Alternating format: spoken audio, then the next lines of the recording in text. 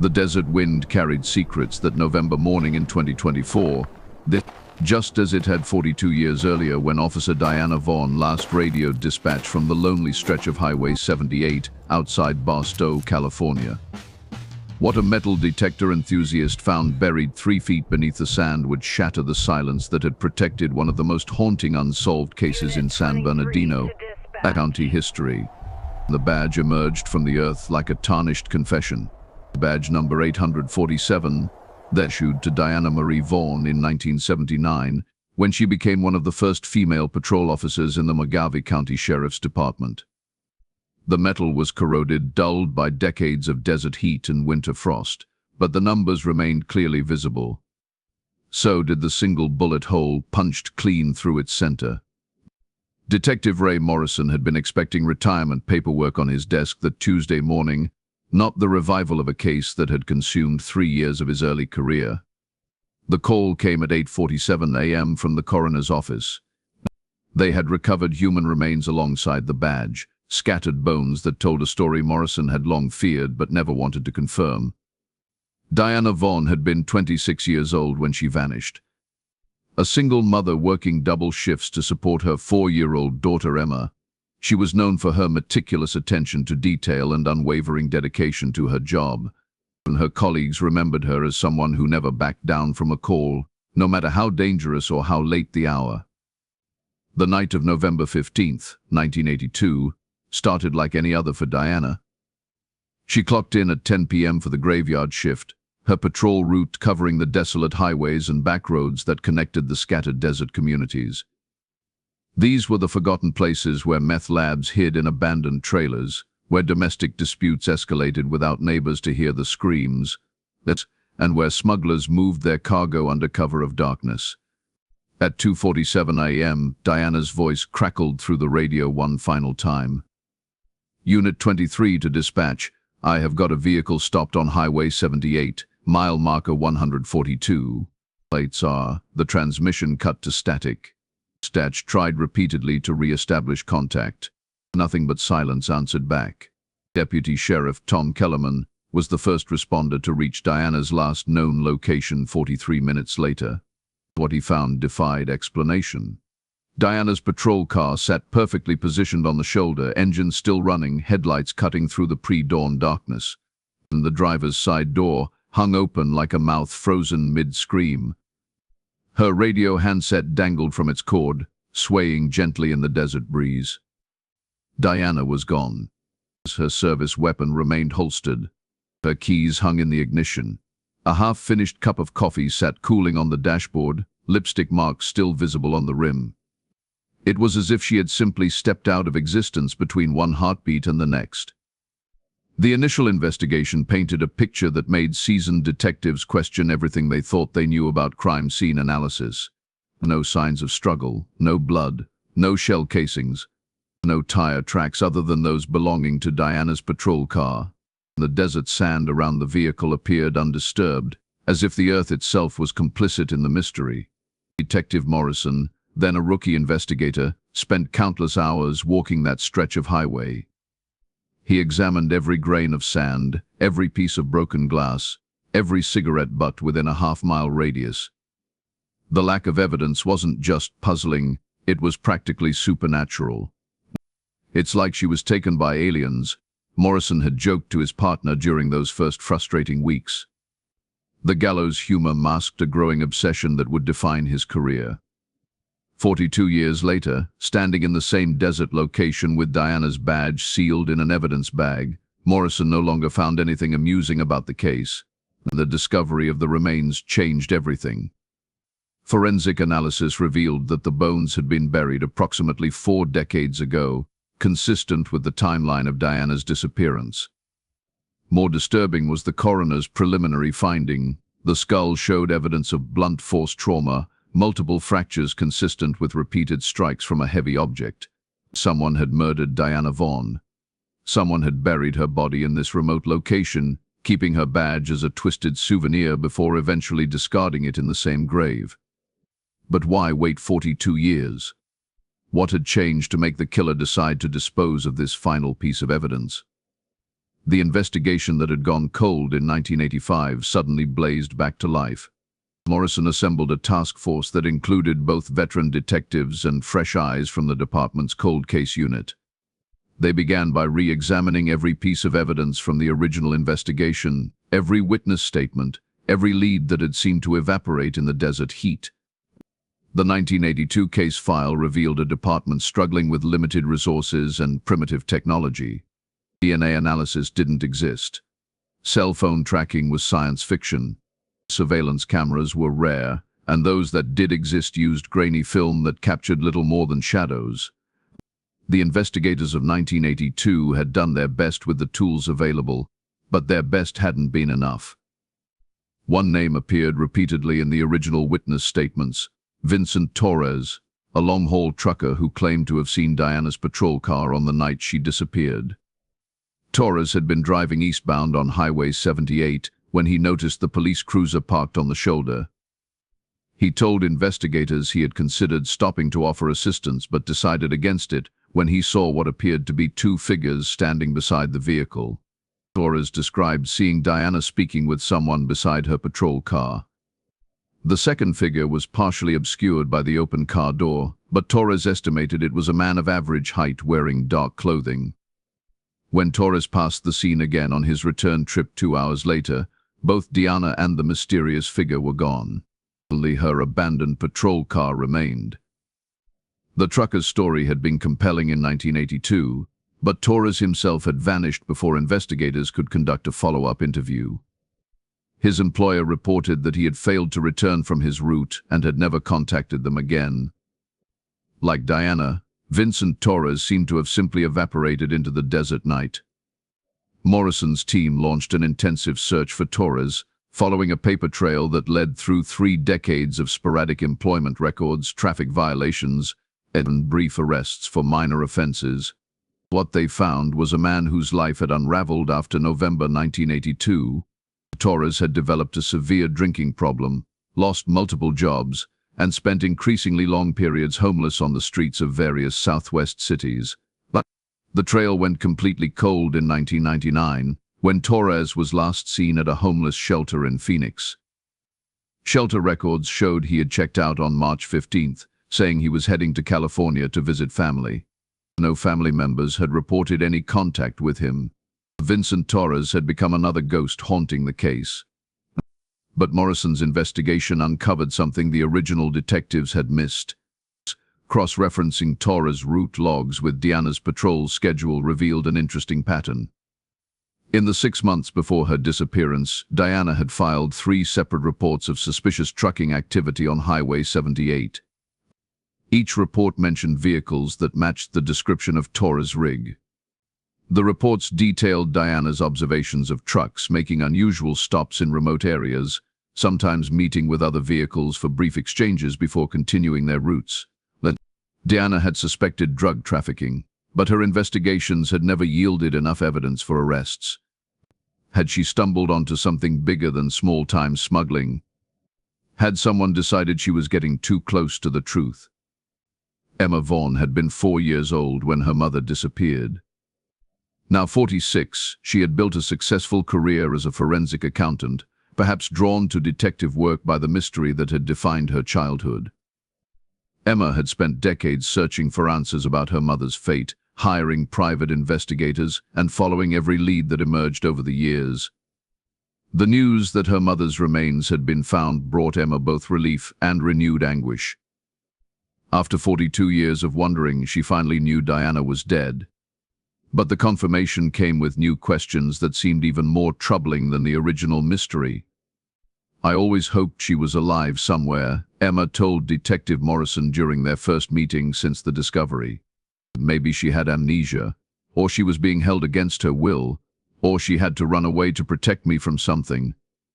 I know it sounds crazy, but hope was all I had."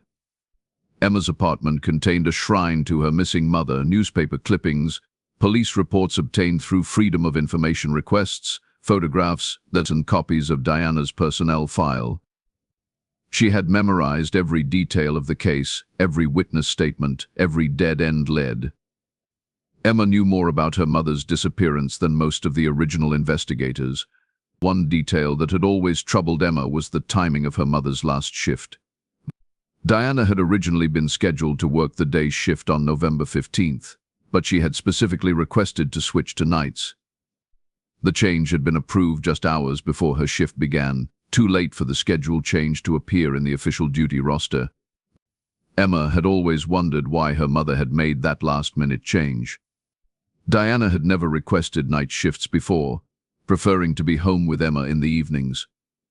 The switch seemed completely out of character, unless Diana had a specific reason for wanting to patrol Highway 78 in the early morning hours. The investigation took a darker turn when Morrison's team obtained records from the phone company showing calls made to the sheriff's department on November 15th, 1982. Among the routine calls reporting accidents and domestic disputes was one that had been logged but never followed up on. At 1:33 a.m., approximately 1 hour before Diana's final radio transmission, someone had called the department requesting that a specific officer be dispatched to Highway 78. The caller had asked for Diana Vaughn by name. The dispatcher's notes were frustratingly brief, but the caller had claimed to be a stranded motorist in need of assistance and had specifically requested that the lady cop be sent to help. The call had lasted less than 90 seconds, and the caller had disconnected before providing complete location details. In 1982, this call had been dismissed as routine. Dispatchers regularly received requests from female victims of domestic violence who felt safer dealing with female officers. Diana had built a reputation in the community as someone who could be trusted, particularly by women in abusive situations. But viewed through the lens of 42 years of hindsight, the call took on a sinister significance. Someone had lured Diana to that remote stretch of highway. Someone who knew her by name, knew her patrol schedule, and knew exactly how to ensure she would respond to the call. The phone call had been placed from a payphone at a truck stop 15 miles from where Diana's car was found. Security footage from the truck stop had been routinely destroyed decades earlier, but employee records revealed that Vincent Torres had purchased fuel there on the evening of November 15, 1982. Morrison's team began constructing a timeline that painted a disturbing picture. Torres, driving eastbound on his regular route, stops at the truck stop and makes a phone call requesting Diana's assistance.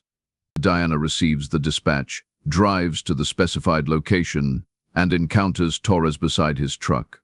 Something goes wrong. Diana is killed, her body hidden, and her patrol car is moved to create the illusion that she simply vanished. But the theory had gaps that troubled Morrison. If Torres had killed Diana, why had he reported seeing her to investigators? Why had he volunteered information that directly connected him to the crime scene? And why had Torres himself subsequently disappeared, becoming another victim or another ghost in the desert? The more Morrison's team investigated, the more complex the case became. Financial records from 1982 revealed that both Diana and Torres had been experiencing money problems in the months before the disappearance.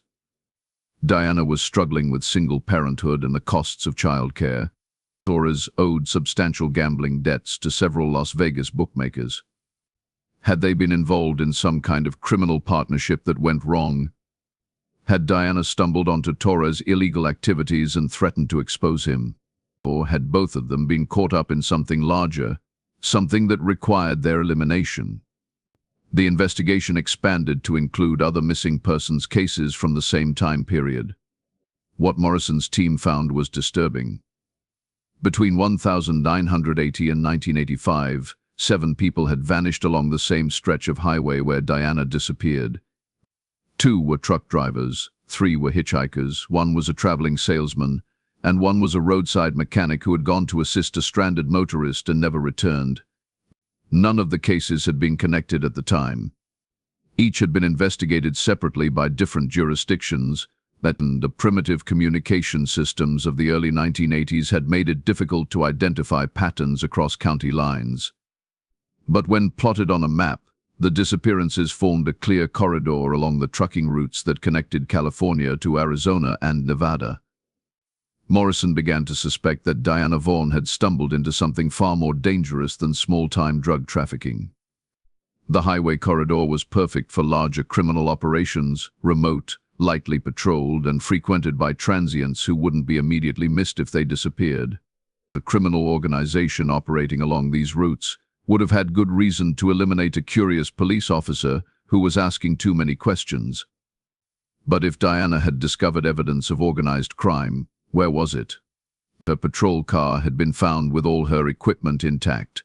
Her personal effects, including her notebook and citation book, showed no signs of recent investigative activity. Whatever Diana had found, she hadn't had time to document it before she was killed. The answer came from an unexpected source. While cleaning out Diana's old evidence locker, Morrison discovered a safety deposit box key hidden inside a false bottom of her equipment bag. The key had been overlooked in the original investigation, dismissed as personal property unrelated to the case.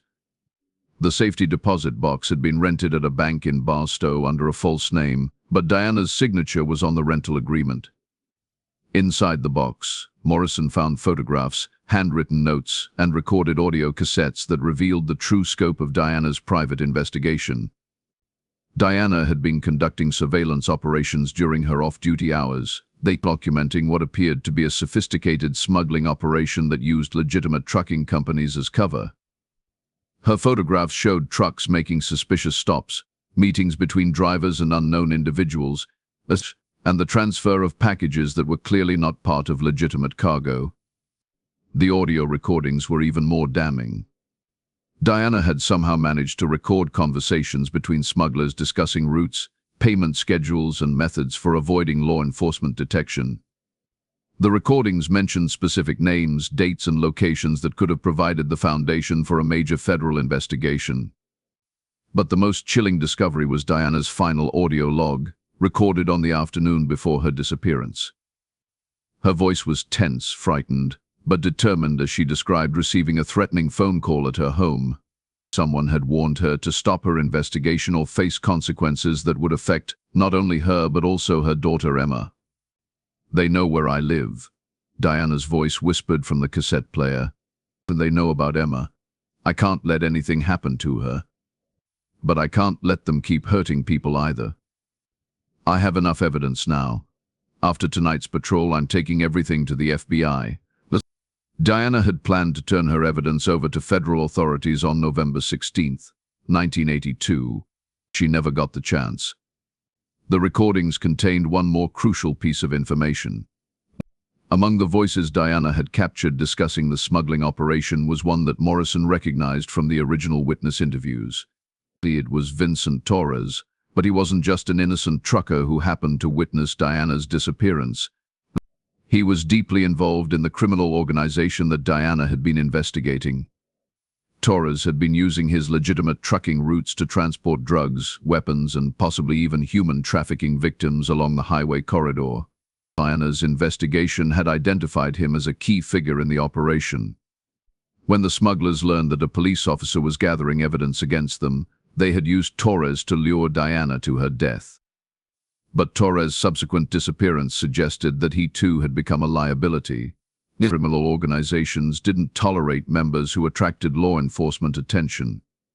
Vincent Torres had been eliminated just as surely as Diana Vaughn, that his body probably buried somewhere in the vast desert alongside the other victims of the highway corridor murders. Morrison's investigation now faced a new challenge.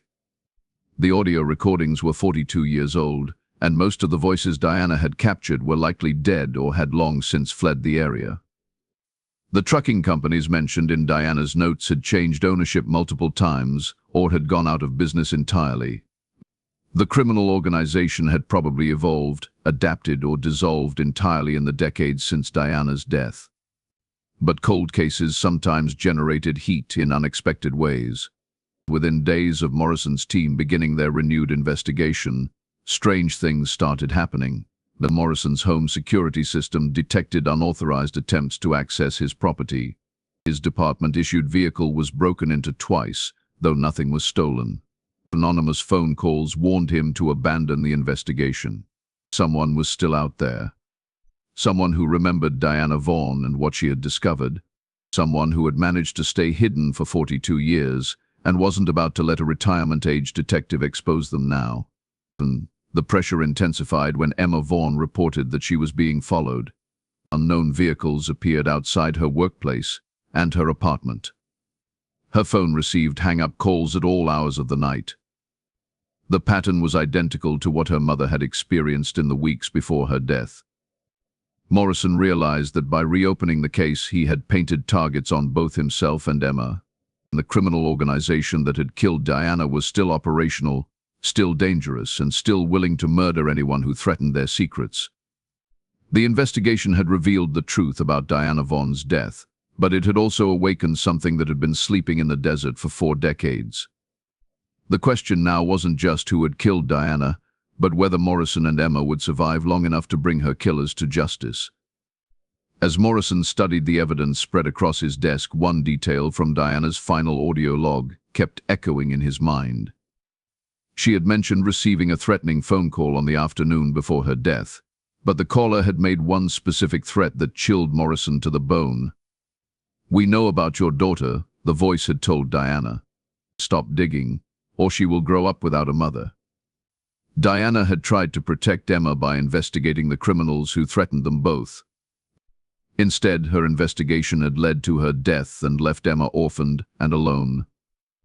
Now, 42 years later, Emma was in danger again. The same organization that had killed her mother was closing in, and Morrison was running out of time to protect her. The desert had kept Diana Vaughn's secrets for 4 decades, but secrets have a way of demanding payment with interest. As the sun set over Highway 78, casting long shadows across the sand where Diana's badge had been buried, Morrison knew that the real investigation was just beginning. The dead don't rest easy in the desert. They wait, patient as stone, for justice to finally find its way through the sand and heat and silence. And sometimes, if you listen carefully to the wind, you can hear them calling your name. The attack came at 3:17 a.m. on a Tuesday morning, exactly 42 years and 3 months after Diana Vaughn's final radio transmission. Detective Ray Morrison was reviewing case files in his home office when the first window exploded inward, showering his desk with glass and fragments of his daughter's childhood photographs. Morrison hit the floor as bullets punched through the walls above his head. His training kicked in automatically, muscle memory from decades of police work guiding him toward the gun's safe in his bedroom closet. But as he crawled across the hallway, Morrison realized this wasn't a random home invasion. The shooters knew exactly where he would be at this hour, knew his routines, knew the layout of his house, and they had been watching him for weeks. The shooting stopped as suddenly as it had begun. Morrison heard car doors slamming, engines starting, vehicles speeding away into the desert night. When he finally emerged from cover 20 minutes later, he found a message spray painted across his garage door in blood-red letters: "Some secrets stay buried." The same message had been left at Emma Vaughn's apartment building, along with a photograph slipped under her door. The image showed a young girl playing in a schoolyard, taken with a telephoto lens from a considerable distance. On the back, someone had written, "She was 4 when we took her mother. Your daughter is 6. Emma's hands shook as she showed Morrison the photograph. Her daughter Lily was indeed 6 years old, a precocious first grader who collected rocks and believed her grandmother Diana was an angel watching over their family. The child had no idea that her grandmother's killers were now threatening her life. Morrison made the call that would change everything. He contacted FBI agent Sarah Kellerman, Tom Kellerman's daughter, who had followed her father into law enforcement but had chosen federal service over local police work. Agent Kellerman had grown up hearing stories about Diana Vaughn's disappearance and had always wondered if the case would ever be solved. "My father never got over finding that empty patrol car," Kellerman told Morrison during their first meeting at the FBI field office in San Bernardino. "He used to drive out to Highway 78 on his days off, just sitting there, hoping he'd see something the investigators had missed. It ate at him until the day he died."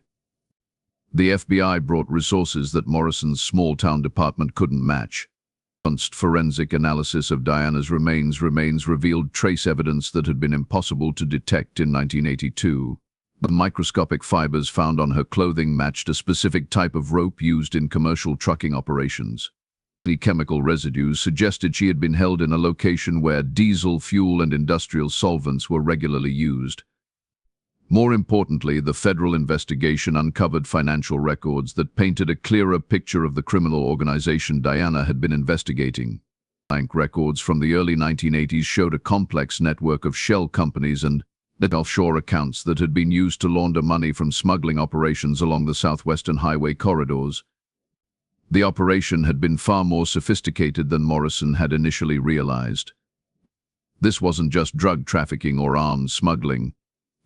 The organization had been moving everything: narcotics from Mexico, stolen electronics to South America, illegal immigrants in both directions, and weapons to whoever would pay. They had operated like a criminal corporation, with legitimate businesses providing cover for illegal activities. Diana's audio recordings had captured conversations that identified the organization's leadership structure. And at the top was someone known only as the dispatcher, a figure who coordinated routes and operations but whose real identity remained hidden.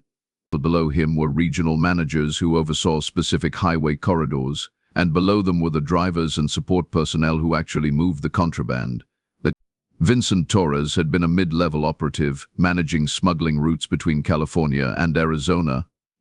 His legitimate trucking job had provided perfect cover for illegal activities, and his gambling debts had made him vulnerable to recruitment by the criminal organization. But Torres had made a fatal mistake when he agreed to help eliminate Diana Vaughn. The FBI's investigation revealed that Torres had been killed within weeks of Diana's murder. His body was found in 1983 by hikers in the Mojave desert, but the remains had been too decomposed to identify at the time.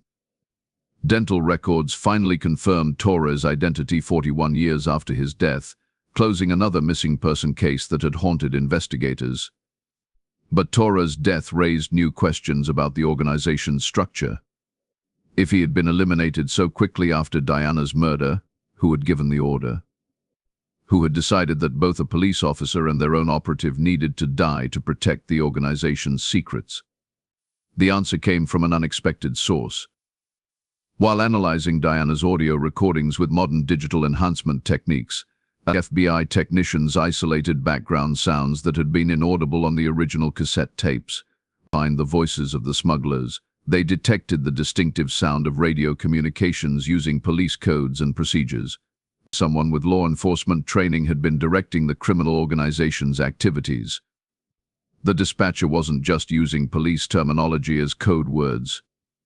He was an actual police officer, or former officer, who had turned his knowledge of law enforcement procedures against his former colleagues. Agent Kellerman's team began cross-referencing personnel records from every law enforcement agency in Southern California during the early 1980s. They were looking for officers who had left their departments under suspicious circumstances, who had faced corruption investigations, or who had demonstrated signs of financial distress that might have made them vulnerable to criminal recruitment. The search led them to Lieutenant Wade Grayson, a 20-year veteran of the San Bernardino County Sheriff's Department, who had been Diana's direct supervisor. Grayson had retired suddenly in January 1983, just 2 months after Diana's disappearance, citing health problems that prevented him from continuing his police duties. Morrison remembered Grayson as an efficient administrator who had seemed genuinely concerned about Diana's disappearance. Grayson had personally supervised the initial search efforts and had worked overtime to coordinate the investigation with state and federal agencies. His dedication to finding Diana had been noteworthy, even admirable. But viewed through the lens of criminal conspiracy, Grayson's behavior took on a different significance. He had been perfectly positioned to sabotage the investigation from within. He could have misdirected search efforts, suppressed evidence, and ensured that crucial leads were never followed up. His apparent dedication to finding Diana had actually been an elaborate performance designed to conceal his role in her murder. The FBI investigation revealed that Grayson had purchased a ranch property in Nevada shortly after his retirement, and paying cash for a spread that should have been far beyond his means on a police lieutenant's salary. Financial records showed regular deposits to Grayson's accounts throughout the 1980s and 1990s, payments that had no obvious legitimate source. The ranch had been the perfect headquarters for a criminal organization. Located in a remote area near the California-Nevada border, it offered privacy and security while providing easy access to the highway networks used for smuggling operations. The property included maintenance facilities that could service large trucks, fuel storage tanks, and warehouse space for temporary storage of contraband. Agent Kellerman obtained warrants to search the ranch, even though Grayson had sold the property in 2010 and moved to a retirement community in Arizona. What they found buried on the ranch grounds would haunt investigators for years to come. The first grave contained the remains of a hitchhiker who had disappeared in 1981. The second held a truck driver who had vanished in 1984. The third contained a traveling salesman who had been reported missing in 1983. In total, the FBI exhumed 11 bodies from the ranch property, victims whose disappearances had never been connected until now. Each victim had been killed execution style, with a single gunshot to the head. Each had been buried with personal items that suggested they had stumbled onto the smuggling operation by accident or had tried to extort money from the criminals.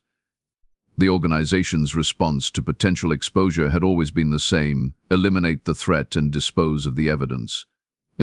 Diana Vaughn's body hadn't been found at the ranch, but investigators discovered her service weapon buried alongside the other victims' personal effects. The gun had been fired once, probably into her badge as a symbolic gesture of contempt for law enforcement. And the weapon's recovery finally provided the physical evidence needed to conclusively prove Diana's murder. But Wade Grayson was beyond the reach of earthly justice. The FBI investigation revealed that he had died in 2018, taking his secrets to the grave. The criminal organization he had built and directed had apparently died with him, its operations gradually winding down as aging participants retired or died of natural causes. Also, investigators initially believed. The renewed threat to Morrison and Emma suggested that remnants of the organization were still active, still dangerous, and still willing to kill to protect their secrets. Someone had inherited Grayson's criminal legacy, and that person had resources and connections sufficient to track federal investigators and threaten their families. The breakthrough came when Agent Kellerman's team analyzed the threatening messages left at Morrison's home and Emma's apartment. The paint used for the graffiti contained trace elements that matched a specific manufacturer's formula, and the paper used for the photograph had a distinctive watermark that helped identify its source. Both materials had been purchased from a security supply company that served law enforcement agencies throughout Southern California. The company's customer records revealed a disturbing pattern of purchases made by someone using false identification documents, but paying with credit cards linked to real bank accounts. The trail led to Deputy Sheriff Marcus Thorne, a 15-year veteran of the San Bernardino County Sheriff's Department who had joined the force in 2009, shortly after graduating from the police academy. Thorne's personnel file showed an exemplary record of service with commendations for bravery and community involvement. But Thorne's family history told a different story. He was Wade Grayson's nephew, the son of Grayson's sister, who had struggled with addiction and financial problems throughout the 1980s and 1990s. Thorne had grown up hearing stories about his successful uncle's mysterious wealth and sudden retirement from police work.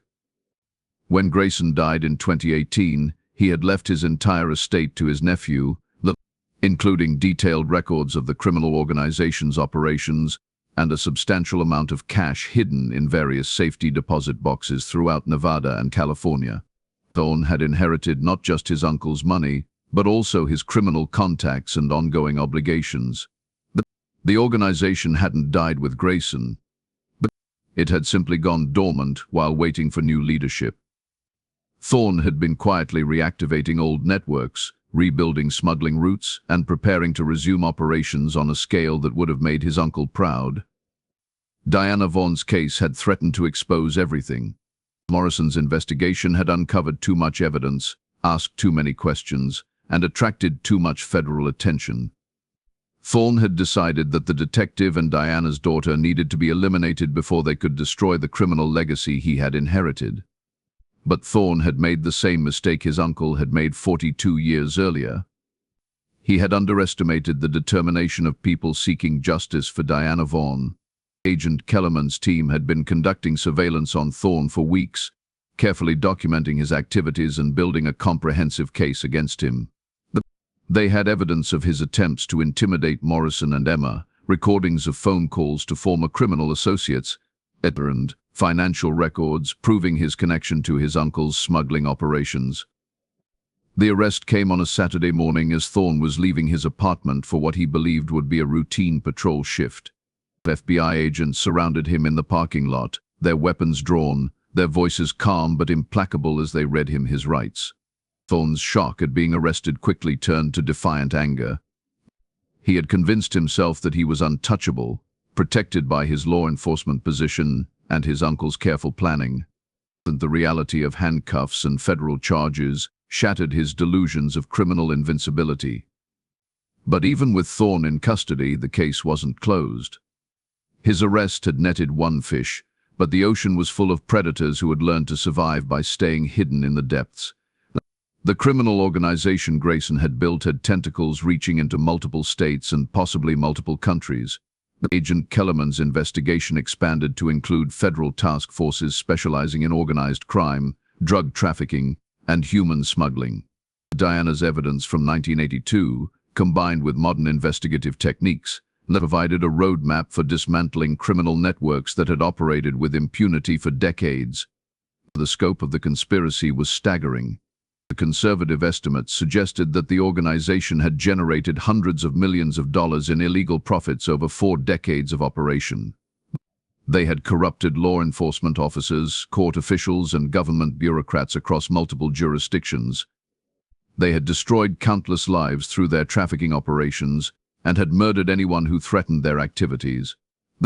Diana Vaughn had died because she had been brave enough to investigate crimes that other people preferred to ignore.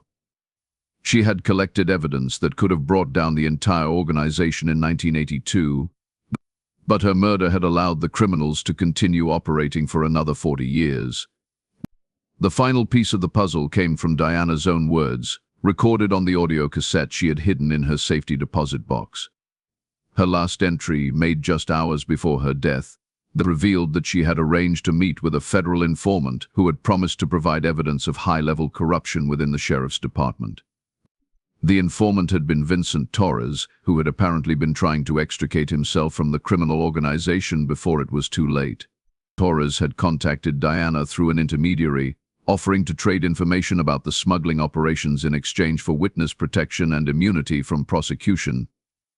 Diana had agreed to the meeting, but she had insisted on conducting it during her regular patrol to avoid suspicion. She had asked to switch to the night shift so she could meet Torres at the remote location he had specified. What she didn't know was that Torres had already been compromised, that Grayson had discovered his plan to cooperate with law enforcement. The meeting on Highway 78 had been a trap from the beginning. Torres had been forced to lure Diana to her death at gunpoint, probably with threats against his own family. After Diana was killed, Torres himself had been eliminated to ensure his silence. Both victims had been buried in unmarked graves, their murders covered up by the very law enforcement system they had trusted to protect them. The revelation that Diana had died while trying to meet with a potential federal informant changed the entire complexion of the case. That she hadn't stumbled into a criminal conspiracy by accident, that she had been actively working to expose corruption and bring criminals to justice, even at the cost of her own life. Emma Vaughn had spent 42 years wondering if her mother had abandoned her, or if Diana had somehow been involved in criminal activities that had led to her disappearance. Learning the truth about her mother's heroism brought both relief and renewed grief for the parent she had never really known. She died trying to do the right thing, Emma told reporters after Thorne's conviction on federal racketeering and murder charges. She could have looked the other way, could have kept quiet and stayed safe. But that wasn't who she was. She saw people being hurt, and she couldn't live with doing nothing about it. The sentencing hearing drew law enforcement officials from across the country, many of them there to honor Diana's memory and to witness justice finally being served. Thorne received life in prison without the possibility of parole, A sentence that felt inadequate given the scope of his family's crimes, but which at least ensured he would never again threaten innocent people. Detective Morrison retired immediately after Thorne's conviction, his 43-year career ending with the resolution of the case that had haunted him since his rookie days. He had finally given Diana Vaughn the justice she deserved, but the victory felt hollow after so many decades of delay. The criminal organization that Wade Grayson had built continued to unravel as federal investigators followed the evidence Diana had died trying to preserve. Over the following months, arrests were made in 7 states as the full scope of the conspiracy became clear. Dozens of cold cases were reopened and solved as investigators connected decades-old disappearances to the highway corridor murders. But questions remained that would never be answered. How many other victims had the organization claimed over 4 decades of operation? How many other law enforcement officers had been corrupted by criminal money? How many other families had spent decades wondering what had happened to their missing loved ones? Diana Vaughn's badge, recovered from the desert grave where it had been buried for 42 years, was cleaned and restored to its original condition. The bullet hole remained, a permanent reminder of the price Diana had paid for her dedication to justice. The badge was presented to Emma at a ceremony honoring fallen officers, finally returning to Diana's family the symbol of her commitment to protecting others. The empty patrol car found on Highway 78 in 1982 had told investigators that Diana Vaughn had simply vanished without explanation. The recovery of her badge and remains in 2024 told a different story entirely. Diana hadn't vanished. She had been murdered by criminals who thought they could make her disappear forever. But the desert keeps its own accounting system, and time has a way of bringing buried truths back to the surface. Diana Vaughn's story became a cautionary tale about the dangers faced by law enforcement officers who refused to compromise with corruption, and an inspiration for investigators who refused to let cold cases stay cold. The highway where Diana died still stretches across the Mojave Desert, connecting the scattered communities that depend on its lonely miles for commerce and communication. Trucks still travel its length at all hours, carrying legitimate cargo to legitimate destinations. But the criminal traffic that once moved along Highway 78 has been disrupted, its networks broken, its operators imprisoned or dead.